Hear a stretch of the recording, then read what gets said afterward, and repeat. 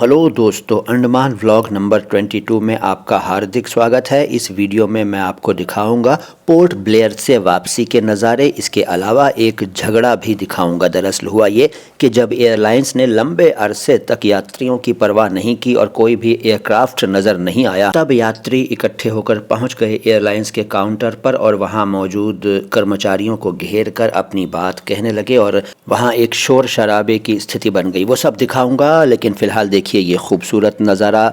खिली खिली सुबह है। वो गाना सुना है ना आपने शराबी फिल्म का, खिली हुई क्या है, खिली खिली हुई सुबह पे है शबनम का नशा, हवा पे खुशबू का, बादल पे है रिमझिम का नशा। तो देखिए पोर्ट ब्लेयर की एक सुहानी, एक खूबसूरत सुबह। इतनी खूबसूरत, इतनी सुहानी सुबह को देखकर हम चाह रहे थे कि यहाँ एक दिन और रुक जाएं, और रुक भी सकते थे अगर एयरलाइंस ने हमें सही वक्त पर सही इन्फॉर्मेशन दी होती। दरअसल सुबह मैसेज आया था उनका, एयरलाइंस का, कि 2 घंटा लेट है हमारी फ़्लाइट। तो हम सोच रहे थे कि यार 1 घंटा और लेट हो जाए तो हम यहाँ एक दिन और रुक जाएं और जो जगहें रह गई हैं देखने से वो देख लें। क्योंकि हमने देखा था कि जब हम यहाँ के लिए आ रहे थे तब एयरलाइंस ने हमारी फ़्लाइट कैंसिल की थी, और तब हमने रूल्स पढ़े थे। तो रूल्स में लिखा हुआ था कि अगर 3 घंटा से ज़्यादा फ़्लाइट लेट होती है तो यात्री को ऑप्शन दिया जाता है कि वो उस फ़्लाइट का इस्तेमाल करे या किसी और डेट पर कोई और फ़्लाइट ले ले। और हमने अगले दिन की फ़्लाइट ली थी ना, तो इसी तरह से वापसी के वक्त भी हम सोच रहे थे कि यहाँ भी 3 घंटा से ज़्यादा फ़्लाइट लेट हो जाए और हम यहाँ एक दिन और रुक जाएं, क्योंकि दिल तो भरा नहीं था। लेकिन ऐसा नहीं हुआ और हम कैब में बैठकर एयरपोर्ट की तरफ चल दिए, खूबसूरत नज़ारों को देखते हुए। इतनी शफ़ाफ़, इतनी खिली खिली सुबह, भाई हमें तो दिल्ली में तो तब मिलती है जब बारिश हुई हो और फिर धूप निकल गई हो। एनीवेज़ यहाँ पहुँच गए हैं हम। देखिए ये है एयरपोर्ट, यानी वीर सावरकर अंतर्राष्ट्रीय हवाई अड्डा। छोटा सा है, पहले भी दिखा चुके हैं। जब हम यहाँ पहुँचे थे दिल्ली से तब हमने आपको यहाँ के नज़ारे दिखाए थे ना, तो वो एपिसोड्स भी अगर आपने नहीं देखे हैं तो देख लीजिए। छोटा है, साफ़ सुथरा है। हवाई अड्डे तो साफ़ सुथरे होते ही हैं।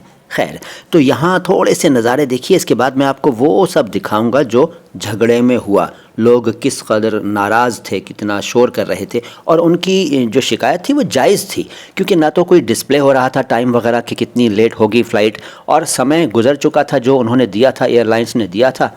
ना कोई एयरक्राफ्ट नज़र आ रहा था उस एयरलाइंस का, ना ही कोई एम्प्लॉय उनका आकर कुछ बता रहा था। कोई भी कुछ नहीं बता रहा था। सब लोग परेशान थे और मुंतज़िर थे कि भाई जल्दी से एयरक्राफ्ट आए और हम लोग कोलकाता की फ़्लाइट पकड़ें। तो बस लोगों का गुस्सा बढ़ता गया, और फिर जब हद हो गई तो सामने जो भी एम्प्लॉय नज़र आया उसी को पकड़ लिया लोगों ने और लगे सुनाने, गुस्सा करने लगे। अब वो 2 मासूम एम्प्लॉय बेचारे क्या करते? चुपचाप सुनते रहे, लोगों के गुस्से को झेलते रहे, कुछ कर नहीं सकते थे क्योंकि गलती एयरलाइंस की थी। और इस एयरलाइंस के बारे में हमें मालूम हुआ कि ये अक्सर ऐसे ही करते हैं। पता नहीं ऐसा क्यों होता है, लेकिन हमारे साथ तो भाई ऐसा ही हुआ। अच्छा जी, अब मैं आपको दिखा रहा हूँ उस शोर शराबे, उस हंगामे के नज़ारे जो एयरक्राफ्ट के ना आने से एयरपोर्ट पर हो रहा था। देखिए।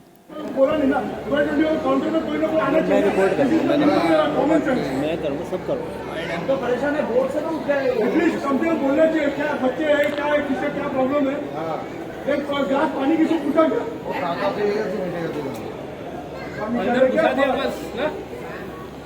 पैसा तो आ गया आप लोगों का।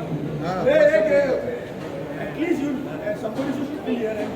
ये हमारा पता है दिक्कत है, तो आके बोलने का आपके लिए 4 सीढ़ी चढ़ के ऊपर जाए क्या कि भाई क्या हो गया। और पूछना तो दूर का बात है, इधर कोई है नहीं कि हम आकर पूछे। और हमको बोला फ्लाइट आएगा तो करेगा, हमें यही काम है। हमको लाख गुना अच्छा आपके वो जो फ्लाइट में हम आए थे, लाख गुना अच्छा सर्विस है, उनका सर्विस है। इसलिए वो टाटा कंपनी है, तो फ्लाइट नाम डाल दिया क्या है तरीका है ये काम करने का।